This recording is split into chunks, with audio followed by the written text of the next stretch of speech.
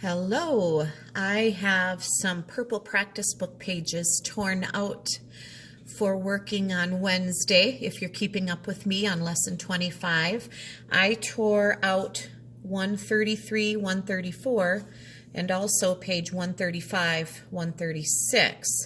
I have both of those sheets torn out. Now, two of these sides I feel you should easily be able to do on your own, so I'm not going to go through them with you here. I would like you to do this front side in cursive by yourself. So it's just a review. You're going to place the words where they belong. Send me a picture when you are finished. All right, but on the back side of this one, I'd like to work together. On side 134, text and graphic features, just quickly going through some of these things that we've been talking about this week. So we have a selection.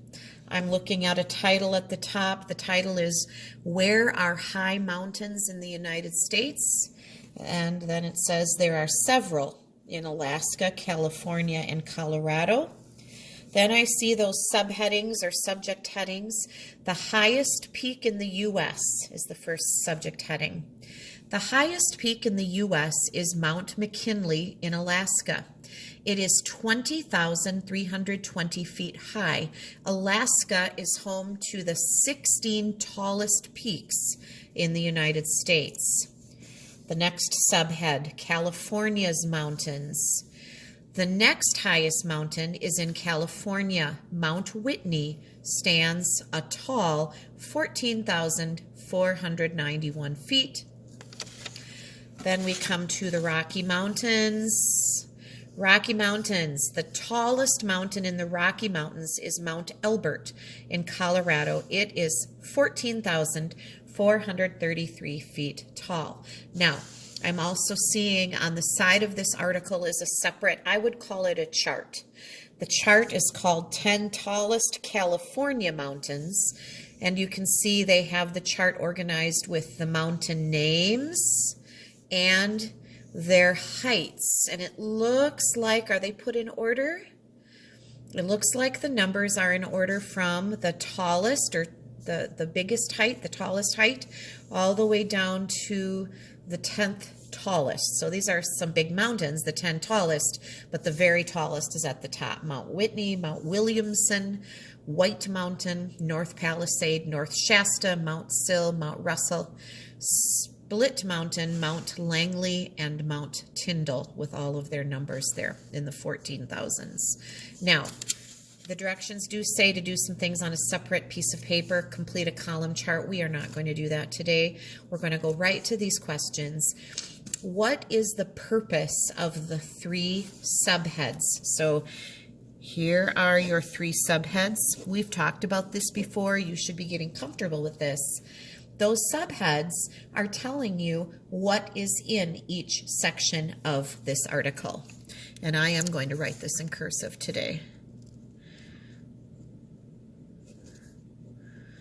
They tell the topic of each section. I think yesterday we wrote paragraph. I'll write section today. They tell the topic of each section. Again, now if you need more time, just pause the video. I'm going to go right on. How does the California Mountains chart connect to the text? Well, the chart is about the 10 tallest California mountains. Did the article talk about California mountains? Yes, it did, actually. It also talked about Alaskan mountains and the Rocky Mountains, but it certainly just kind of enhances the information about one of our state's mountains. So, how does it connect? The article talks about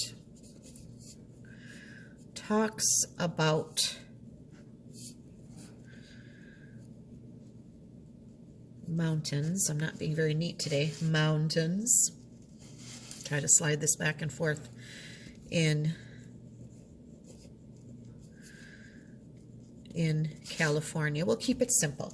The idea is that the chart just kind of gives you extra information that goes along with things that you learned in the article. So go ahead and pause this as much as you need or rewatch it, and that is fine. I'm going to pull this paper aside though right now and look at the next page.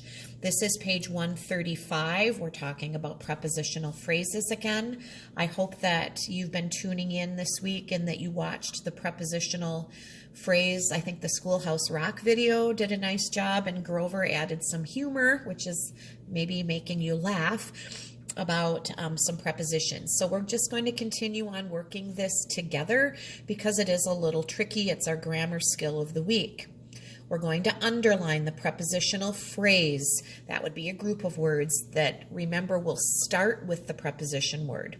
So number one, we use mountains for many things. The preposition is for, but for many things would be the whole phrase there. Rock climbers like to climb up mountain cliffs. The position word is up. Up mountain cliffs would be the whole phrase. Miners search the rock for metals. Did the word for jump out at you yet? For metals is your prepositional phrase. The word for is your preposition. Some mountains supply logs for houses. Which word is popping up again? Same one, for. For houses is your prepositional phrase. We're going to underline again. It wants us to write the one that tells where. Could we just draw an arrow again today like we did yesterday? Let's do that and shorten this up. If you want to go back and practice the sentences, though, you are more than welcome to do that on your own time. Number 6, the weather on a mountain can change in a few minutes. Looking for the prepositional phrases. There are 2. I see on a mountain, and I see in a few minutes. Which one tells where? Well, I would have to go with on a mountain for that one. Number 7, it is very cold at the top of a mountain. I see 2 phrases back to back there. At the top of a mountain. Now, which one says where? At the top is kind of a where, but so is of a mountain. But I guess at the top might be more of the where. At the top of a mountain. You could argue that it could be both, but I think we'll go on. At great heights, there is little oxygen for breathing. For breathing jumps out to me automatically. For. How about at? At great heights? That's probably the where, isn't it? That's where we would be if we were up high. At great heights, there is little oxygen for breathing. Number 9, many of the world's highest mountains are in Asia. Seem to recall that of is a preposition. Ooh. Of the world's highest mountains. That's a long phrase, isn't it? Many of the world's highest mountains are in Asia. In Asia?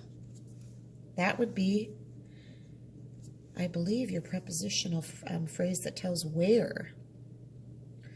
Very few people live on these high mountains.